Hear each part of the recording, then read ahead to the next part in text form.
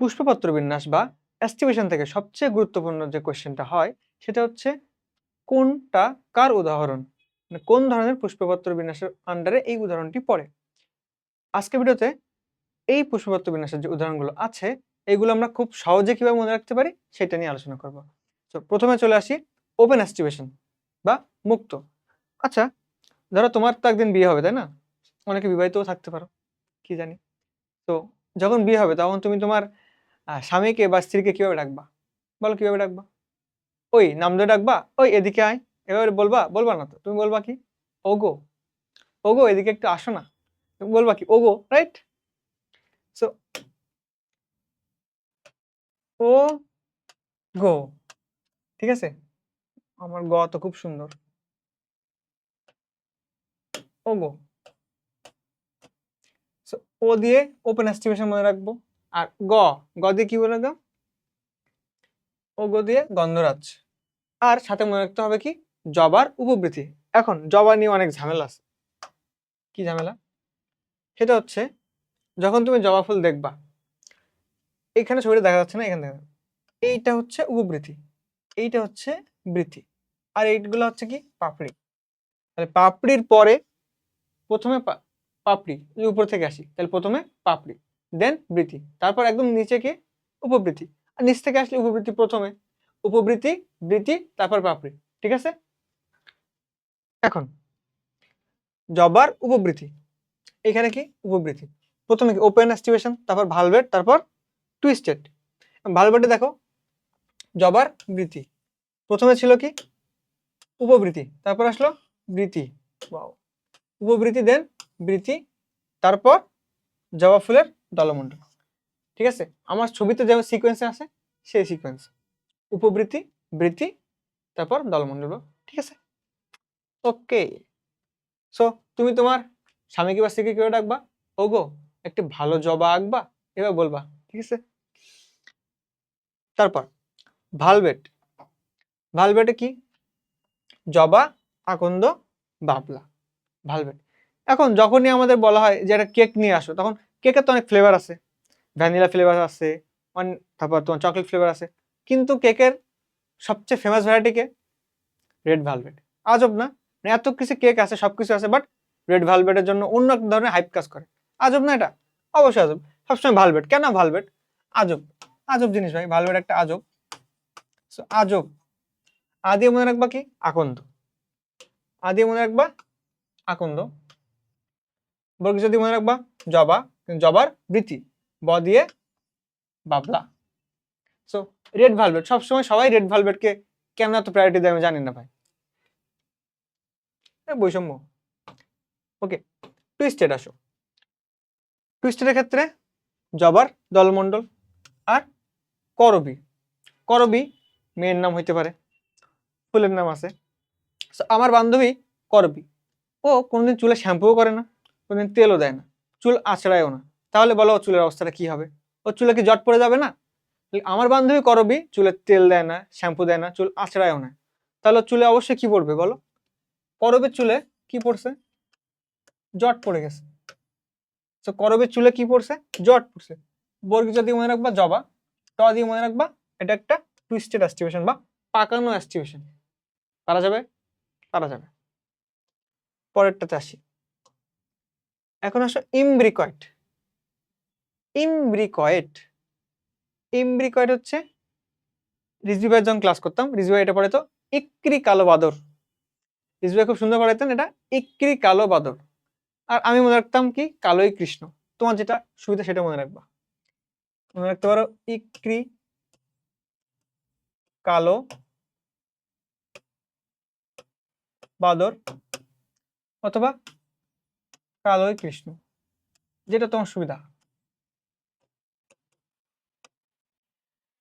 এখন রস্বই দিয়ে কি হবে? রস্বই দিয়ে এই দুইখানে রস্বই আছে, রস্বই দিয়ে ইমব্রিকয়েট। ইমব্রিকয়েট অ্যাস্টিভেশনের আন্ডারে আমার কি কি এক্সাম্পল আছে? ইক্রি কালো, কালো, কালো মানে কালকা সন্ধ্যা। কালো বাদর, বাদর মানে এখানে হবে বাদল লাঠি। বাদল লাঠি সবাই চিনতে পারবা কিনা আমার সন্দেহ আছে, তো আমি একটা ছবি নিয়ে রাখছি, এই যে বাদল লাঠি। এই লম্বা লম্বা লাঠি, এটাকে আমরা বলি বাদল লাঠি। এটা যখন কাঁচা অবস্থায় থাকে তখন সবুজ থাকে, যখন পরিপক্ক হয় তখন কালো কালার হয়ে যায়। সো বাদল লাঠি। আরেকটা নাম কি? সোনালু।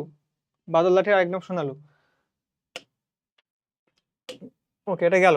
তারপর কৃষ্ণচূড়া। এই যে কৃষ্ণ হয়ে গেল। এখানে তুমি ইক্কি কয়রি দিয়ে কৃষ্ণ মনে রাখতে পারো, তোমার যেটা সুবিধা সেটা দিয়ে মনে রাখবা, ঠিক আছে? ইক্কি কালো বাদল অথবা কালো কৃষ্ণ। তারপর কুইন কানশিয়াল। কি?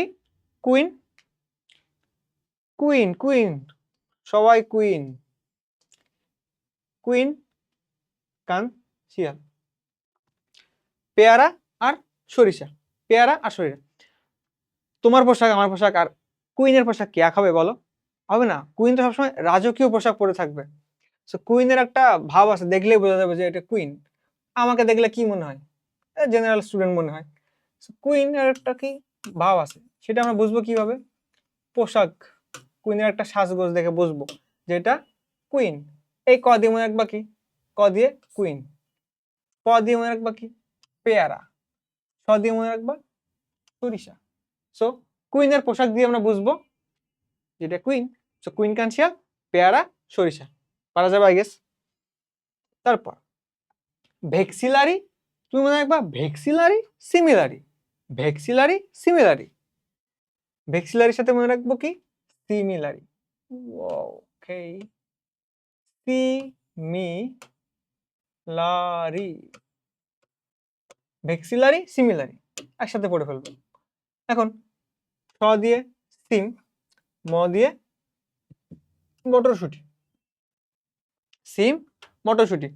যদি তুমি চাও এর সাথে আরো কয়েকটা জিনিস মনে রাখতে পারো, নট ম্যান্ডেটরি, বাট তুমি চাইলে মনে রাখতে পারো। সেটা হচ্ছে কি? অপরাজিতা আর অতসী। অতসী, ইয়াস, অতসী। অপরাজিতা এবং অতসী এরা হচ্ছে এই যে আমার ভেক্সিলারি সিমিলারি এর মধ্যে পড়ে। অপরাজিতা, এই অপরাজিতা গাছটা আমার বাড়িতে ছিল, নীল কালারেরটা, সাদা কালারেও হয়। অপরাজিতা আর অতসী। অতসী ফুল আমি কোনদিন দেখছি বলেও আমার মনে পড়ে না। যাক, অপরাজিতা, অতসী এই দুইটাও কি? ভেক্সিলারি সিমিলারির অন্তর্ভুক্ত। আবার কনভলিউটেড, আরেকটা কি আছে? কনভলিউটেড।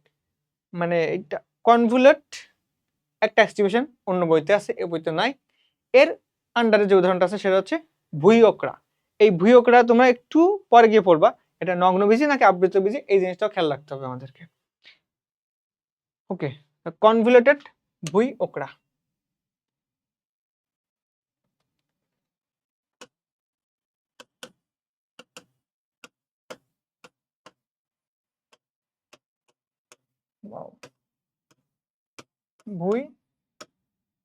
ভুইওকড়া বানান, ভুইওকড়া বানানো ভুলে গেছি। ভুইওকড়া, ভুইওকড়া না আকড়া? ভুইওকড়া, ভুইআকড়া, ভুইআকড়া, ভুইআকড়া, ইয়া ভুইআকড়া ছিল। কনভুলোট, কনভুলেট বা লোট, কনভুলেট হবে। কনভুলেট হবে। কনভুলেট, কনভুলেট হচ্ছে ভুই আকড়া।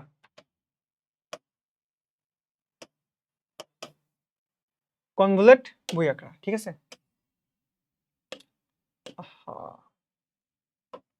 কনভুলেট ভুই আকড়া, এটা খুব একটা ম্যান্ডেটরি না, বাট চাইলে মনে রাখতে পারো, ঠিক আছে?